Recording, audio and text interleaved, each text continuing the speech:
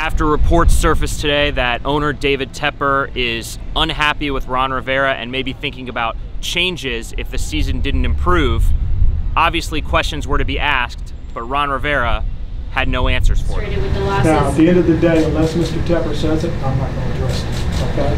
So we can forget about asking me those questions, please. I'm not going to address that question. Do not ask that question again, please.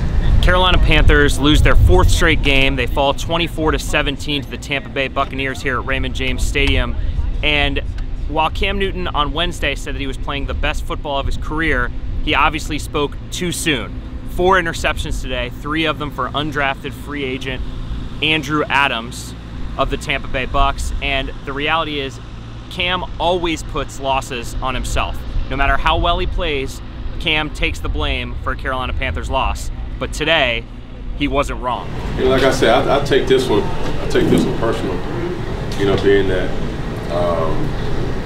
you know, I just got to play better. That's what it comes down to. As a signal caller, as a quarterback, you know, it's hard to point blame when you got to first account for yourself in the mirror. And you know, when I look back at this game, it really comes down to protecting the football. Who knows where we'd go? Whether it was we was in field goal range, and you know, it could have led to, you know, just a fresh start, but whatever. You know, it just comes down to myself being able to, you know, protect the ball. While Greg Olsen made it clear that the 4-game losing streak was player-driven and not coach-driven, the reality is that critical mistakes have cost the Panthers winnable games in the past 3 weeks. Interceptions, untimely penalties, key 3rd down conversions by the opponent. These are the kind of things that have been killing the Panthers and may keep them out of the playoffs. We're on the record over the last 8 years of what we feel about Ron. I think that's been made pretty clear across the board by everybody who's played here.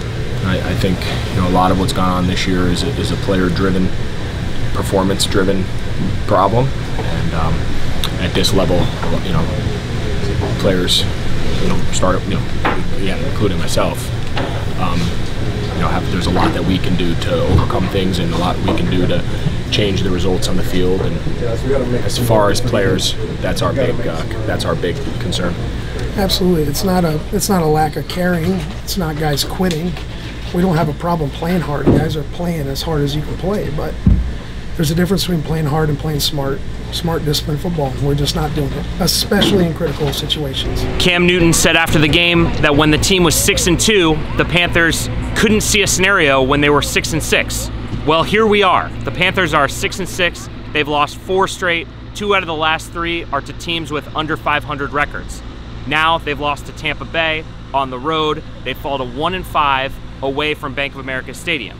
What can they do to turn this around, and is it too late for the 2018 season? These are only questions that can be answered next week on the road again at Cleveland. But if the Panthers want to win out, go 10-6, make the playoffs, it's going to start on Wednesday with practice and then next Sunday at Cleveland. But there will be questions to be answered likely tomorrow, Tuesday, Wednesday, Thursday at Bank of America Stadium before the Panthers can turn it around. From Raymond James Stadium, I'm Josh Klein for the Riot Report.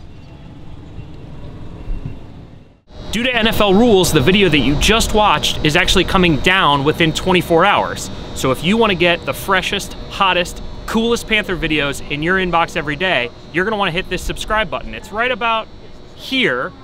And if you want to watch another video, that one's going to be right about here-ish, like generally in this area. We'll see you soon.